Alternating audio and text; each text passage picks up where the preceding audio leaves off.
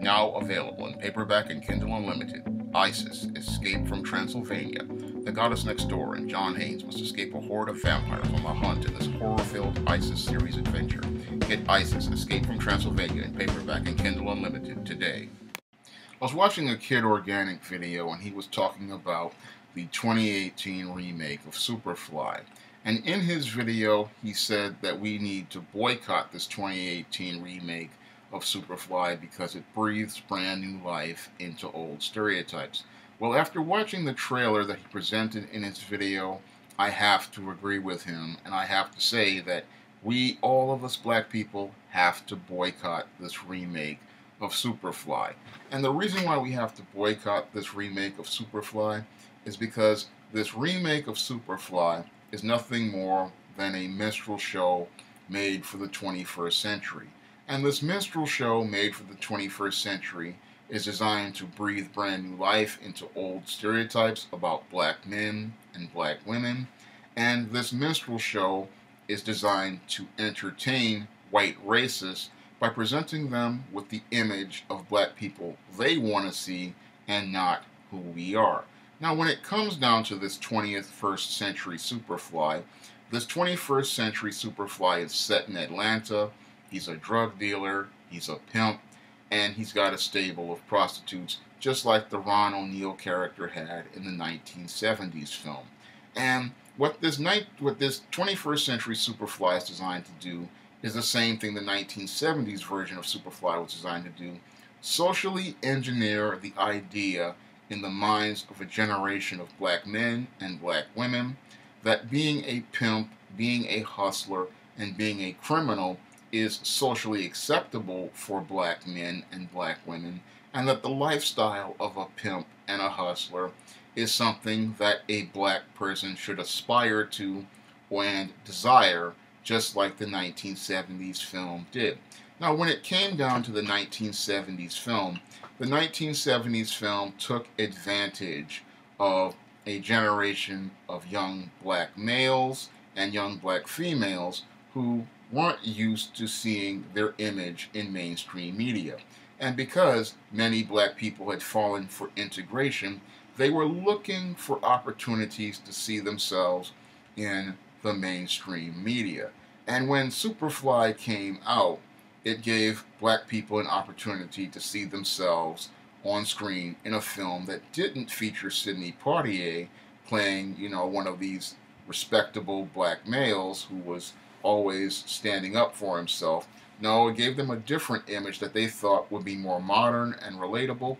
But that was the trick behind the 1970s Superfly, because your 1970s Superfly, again, was designed to be social engineering for that generation of black males and black females. And that film was designed to socially engineer the idea in a black person's mind, again, that being a criminal was normal for a black person, and that participating in criminal enterprise was the only way a black man or a black woman could achieve any sort of wealth. And that film was a toxic film for black people back in the 70s, and those black people, as they imbibed those images, did not really see the social engineering going on with that film and the long-term impact of Superfly.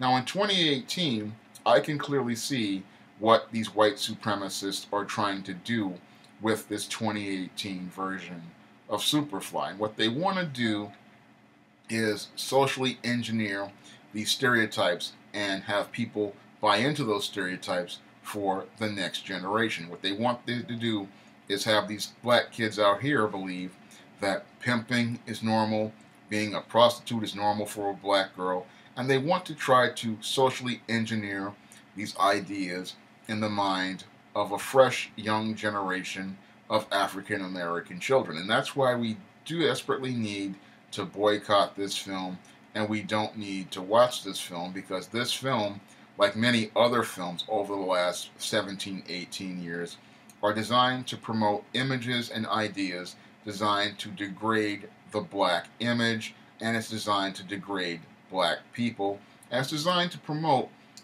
behaviors that are dysfunctional in the black community as social norms. And that's why we need to boycott the Superfly movie, because we really do not need another Superfly. As someone who saw Superfly on the African Heritage Movie Network back in the 1990s, I can tell you that that film, the original film, was hot garbage, and that this film is equally just as much hot garbage. Because once you start looking past the flash of the Superfly character and see the substance behind it, you see that the substance of Superfly is nothing more than white supremacy and the idea that a black man cannot achieve unless he goes out here and participates in criminal activity.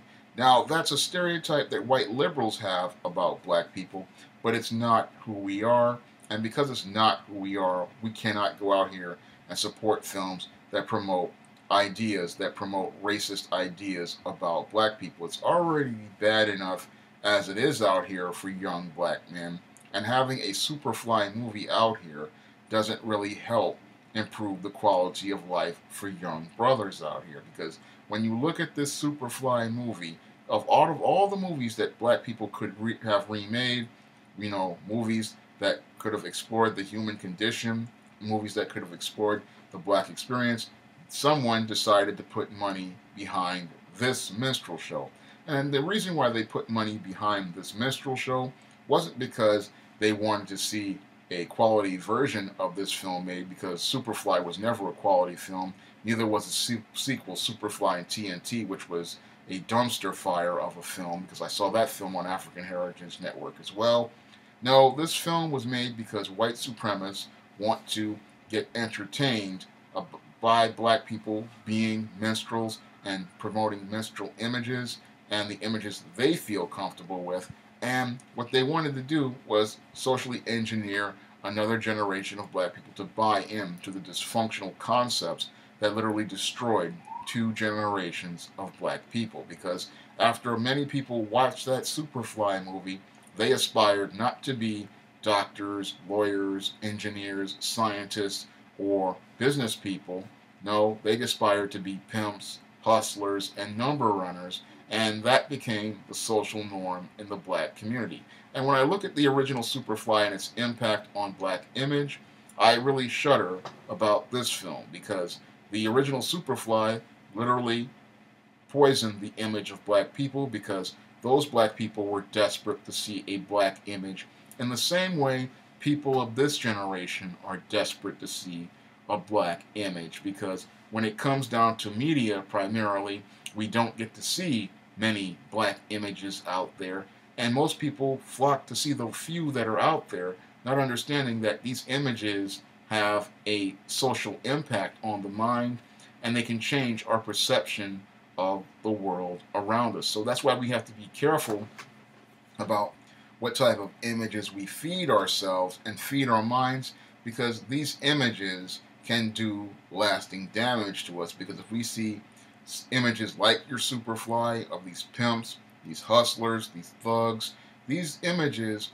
have us believing ideas about black people that aren't true, and they have us seeing ourselves not through our own lens, but through a white lens. And when we see ourselves through a white lens, we start seeing ourselves as stereotypes and not human types. And when we start seeing ourselves as stereotypes, we become characters in a white world and not people who live in our own world. And that's something we really need to think about before we imbibe any media. Because when I look at this Superfly remake again, I see a film that was really not made for entertainment of black people, but was made for entertainment of white people.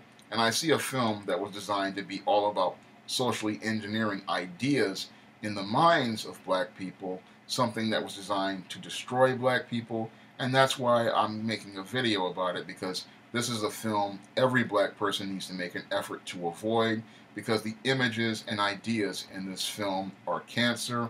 And as a cancer, all they're going to do is lead to more black people dying, because if you imbibe these ideas, they're going to eventually lead to your death, because these are not images that give you, a healthy perception of self, a healthy idea of self, or give you an idea to aspire to be something positive and strong. No, all they do is tell you to follow down a road that destroyed fathers, grandfathers, and brothers and sisters, and that's not something you really should want to pursue.